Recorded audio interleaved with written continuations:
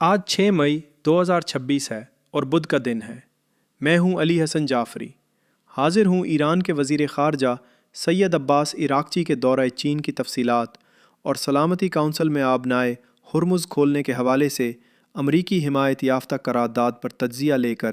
جس نے موجودہ کشیدگی کے دوران اہمیت اختیار کر لی ہے۔ بدھ کے روز چینی وزیر خارجہ وانگ یہ نے واضح اور دو ٹوک انداز میں مغربی ایشیا میں مکمل جنگ بندی کے قیام کی ضرورت پر زور دیا ہے۔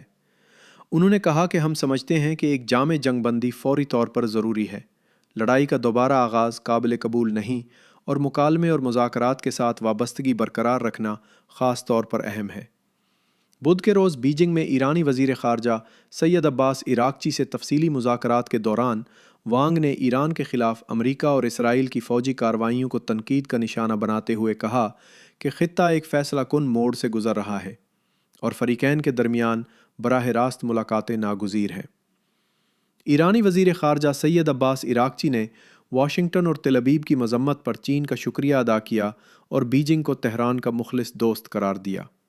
انہوں نے کہا کہ تہران اپنے جائز حقوق اور مفادات کے تحفظ کے لیے مذاکرات میں اپنی تمام تر صلاحیتیں استعمال کرے گا اور منصفانہ اور جامع معاہدے سے کم کسی چیز پر راضی نہیں ہوگا۔ خیال رہے کہ چین اور روس نے اقوام متحدہ کی سلامتی کونسل میں امریکی حمایت یافتہ بحرین کی اس قرارداد کو ویٹو کر دیا تھا جس میں ایران کے مفادات کا خیال رکھے بغیر آبنائے ہرمز کو طاقت کے ذریعے کھولنے کے لیے اقدامات کا مطالبہ کیا گیا تھا۔ ایرانی وزیر خارجہ کا دورہ ایسے وقت میں ہو رہا ہے جب ڈونلڈ ٹرمپ کے بیجنگ میں مجوزہ سربراہی اجلاس میں چند ہی دن باقی ہیں۔ تجزیہ کاروں کا کہنا ہے کہ امریکہ اور چین کے سربراہان کی ملاقات سے قبل تہران اور بیجنگ کے اعلیٰ سطحی مذاکرات اپنے ملکوں کے مفادات سے ایک دوسرے کو آگاہ کرنا ہے، اور یہ مذاکرات باہمی تعلقات کی نوک پلک سنوارنے کے حوالے سے بھی بڑی اہمیت کے حامل ہیں۔ واضح رہے کہ سربراہی اجلاس سے قبل امریکہ اور چین کے درمیان کشیدگی میں اضافہ دیکھا جا رہا ہے۔ گزشتہ ہفتے چین نے ایرانی تیل خریدنے والی چینی ریفائنریز پر امریکی پابندیوں کو مسترد کرتے ہوئے پہلی بار بلاکنگ رول نافذ کیا اور کمپنیوں کو ہدایت دی کہ وہ امریکی پابندیوں کی تعمیل نہ کریں۔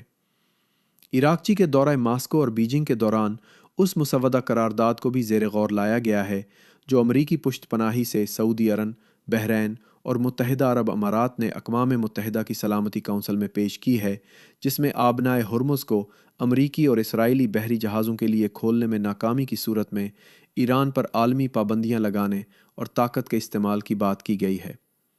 اس قرارداد پر سلامتی کونسل کا بند کمرے کا اجلاس جاری ہے۔ توقع کی جا رہی ہے کہ قرارداد جمعے تک سلامتی کونسل میں پیش ہو جائے گی۔ قرارداد کو متوازن نہیں بنایا گیا تو یہ یقینی ہے کہ روس اور چین اس قرارداد کو بھی ویٹو کر دیں گے۔